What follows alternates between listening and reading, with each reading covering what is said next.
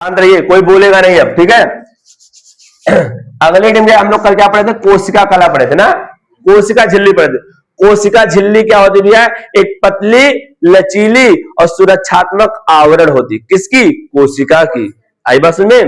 अब हम उसके बारे में कल पढ़ चुके थे, अब हम पढ़ेंगे क्या भैया, कोशिका कला या कोशिका झिल्ली के कार्य। कोई दिक्कत?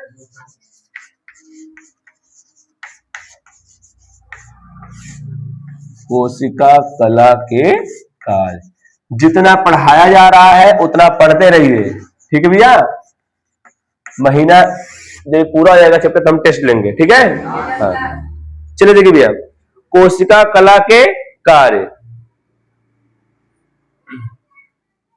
देखिए पहला कार्य क्या है, कोशिका क्या करती है, कोशिका को निश्चित आकार, कोशिका कला क्या करती है, कोशिका को एक निश्चित आकार देती है। आई बात में, कोशिका कला क्या पहला काम क्या है, निश्चित आकार प्रदान करना है। क्या काम भैया, निश्चित आकार प्रदान करना। कोई दिक्कत? क्या प्रदान करना भैया, निश्चित आकार प्रदान करना। अगला क्या भैया, देखिए ये क्या करता है, कोशिका को, देखिए इधर देखिए, ये मेरे लाल क्या है, देखिए कोशिका है कि नहीं है, ये हमारा बाह्य आवरण है कि नहीं है, ये झिल्ली है, कोशिका कला है। कोशिका कला क्या करती है, कोशिका को बाह्य आवरण से अलग रखती है। आई बस में क्या करती है, बाह्य आवरण से अलग रखती है। यानी दूसरा क्या हो गया भैया, कोशिका कला क्या करती है, हाँ कोशिका कला, कोशिका कला बाह्य आवरण से कोशिका को क्या करती है, बाह्य आवरण अलग करती है। यानी कोशिका कला बाह्य आवरण, यानी हमारे जो इन्वायरमेंट है उससे अलग कौन कर देता है उसको, एक तरफ कोशिका है, हाँ कोशिका कला, ठीक है। अगला देखिए मेरे लाल, अगला क्या है, ये जो कोशिका कला होती है क्या होती है, वर्णात्मक पारगम्य होती है। क्या होती है, वर्णात्मक पारगम्य। मैंने पारगम्य आपको पूरा समझा दिया है। वर्णात्मक का मतलब होता है जिसमें विलायक के अणु तो जा ही सकते हैं, साथ ही साथ कुछ विलेय के कण भी जा सकते हैं, लेकिन जिसको चाहेगा वही जाएगा, इसलिए कहा गया सिलेक्टिव, चयनित। इसको हम दूसरा नाम और क्या कह सकते हैं, चयनात्मक पारगम्य। क्या भैया, चयनात्मक पारगम्य, यानी चयन करेगा। हाँ तुम आओ, नहीं बैठे रहो यार, तो सच में कर रहे हो,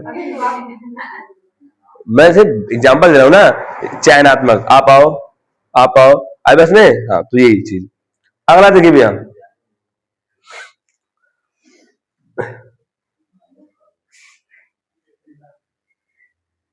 और देखिए कोशिका कला में भैया देखिए सांद्रे, कोशिका कला में उभार निकले होते, क्या निकले होते, अंगुली के जैसे उभार निकले होते हैं, जो सूक्ष्मांकुर कहलाते हैं। क्या कहलाते हैं, सूक्ष्मांकुर। एक और बोला था गौवा में, क्या बोला था, सूक्ष्मांकुर से छिछोर सूक्ष्मांकुर चुप घरेड़ी कहेंगी, बिलाई, इसकी इंग्लिश क्या होती है, बिलाई। वो बिलाई ना, मैं वाला ना, ये बिलाई मतलब कहते हैं अंगुली के समान संरचना निकलती है, जिसे क्या बोलते हैं, बिलाई। ये क्या करते हैं, अवशोषण की सतह को बढ़ाते हैं, यानी ताकि ज्यादा से ज्यादा अवशोषण हो सके। आई बस में, तो ये आपका था क्या, कोशिका कला के कार्य। कोई दिक्कत यहां तक भैया, कोशिका कला में किसी कोई दिक्कत है?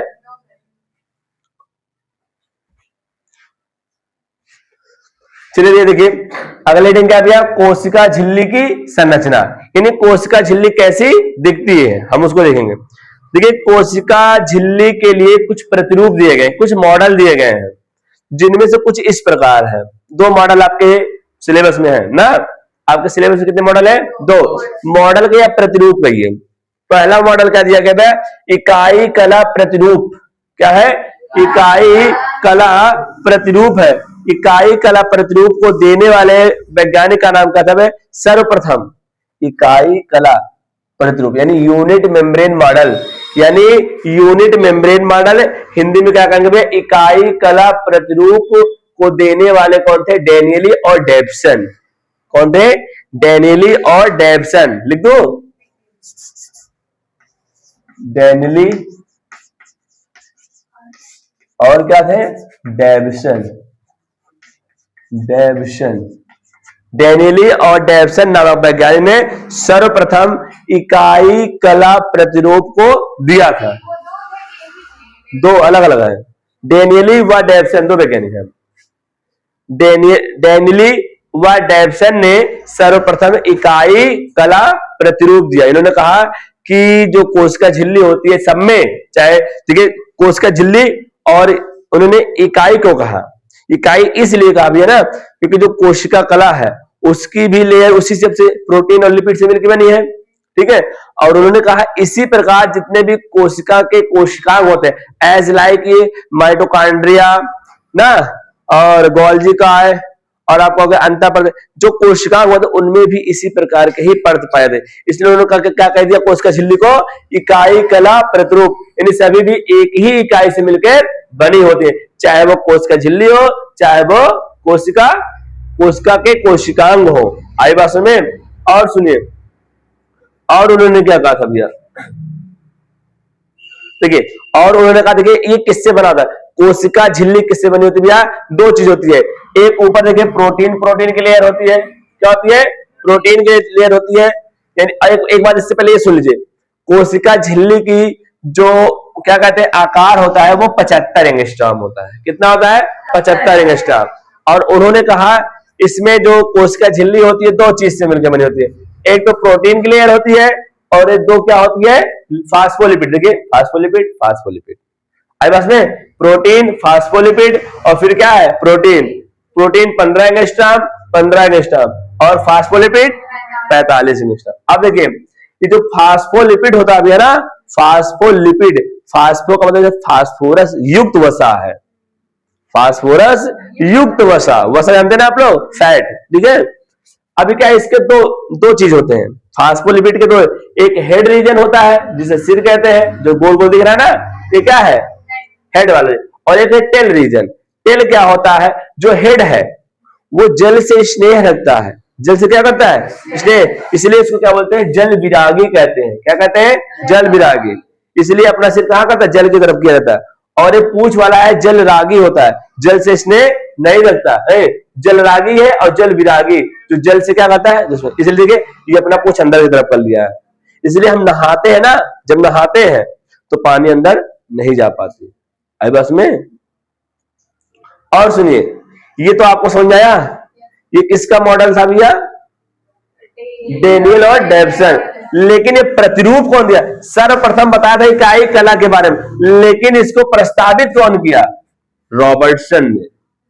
किसने प्रस्तावित किया था? रॉबर्टसन। लेकिन दिए कौन थे? डेनियल और डेविसन।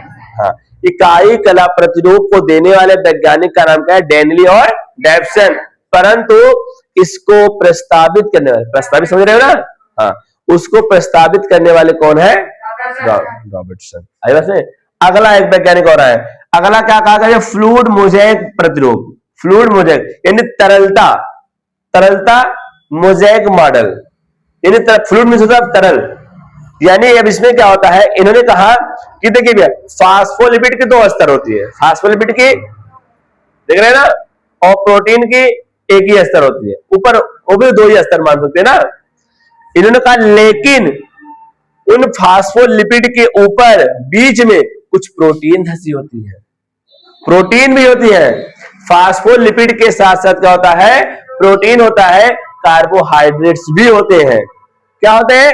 कार्बोहाइड्रेट्स भी होते हैं। इसे जिगजैग मोज़ेक मतलब धब्बा धब्बा, देखिए यहाँ पे देखिए धब्बा प्रोटीन है, यहाँ पे धब्बा है प्रोटीन का, यहाँ देखिए कार्बोहाइड्रेट्स है, तो धब्बा धब्बा टाइप दिख रहा है कि नहीं दिख रहा है? इसीलिए क्या कहा जाता है इसे?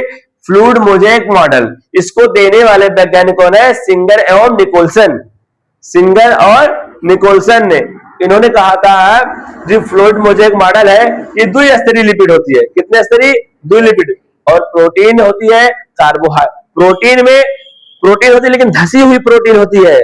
फास्फोलिपिड के बीच बीच में क्या होती है? लिपिड धसी होती है। और उसी प्रोटीन के ऊपर कार्बोहाइड्रेट्स भी पाए जाते हैं। आप सुनिए इसका काम क्या है जो कार्बोहाइड्रेट, आप सुनिए, आप घरों में देखें, घर देखें, किसी घर लिखा होता है विश्वकर्मा परिवार घर के ऊपर, यादव परिवार ना, सिंह परिवार, देखे कि नहीं देखे? उससे या फिर उस सब छोड़ो, हमारे देश का झंडा होता है कि नहीं, तिरंगा, और हर देश का झंडा होता है, हर देश का फ्लैग होता है ना, तो वो फ्लैग, अगर कोई बच्चा इंडियन है, बहुत सारा फ्लैग रहेगा, वो पहले हाँ ये मेरा झंडा है, मेरे भारत का है ना। उसी प्रकार हमारे कोशिका के ऊपर फ्लैग होते हैं, कार्बन। ये जो कार्बन, ये पहचान, हमारे शरीर की कोशिका पहचानेगा। अगर जब किसी का अंग सुचारू रूप से कार्य, मान लीजिए किसी का किडनी काम नहीं करता, तो अगर किडनी लगाना है तो पहले उसको मैच करवाना है, अगर मैच करेगा तभी लगेगा, उसका ऑर्गन उसके बॉडी की कोशिका से मैच करनी चाहिए, नहीं तो उसको रिजेक्ट कर देगा। भाई जरूरी नहीं सबका मैच करे, तो मैच नहीं करता, इसलिए हम तो एक दवा दे देते हैं, क्या देते हैं?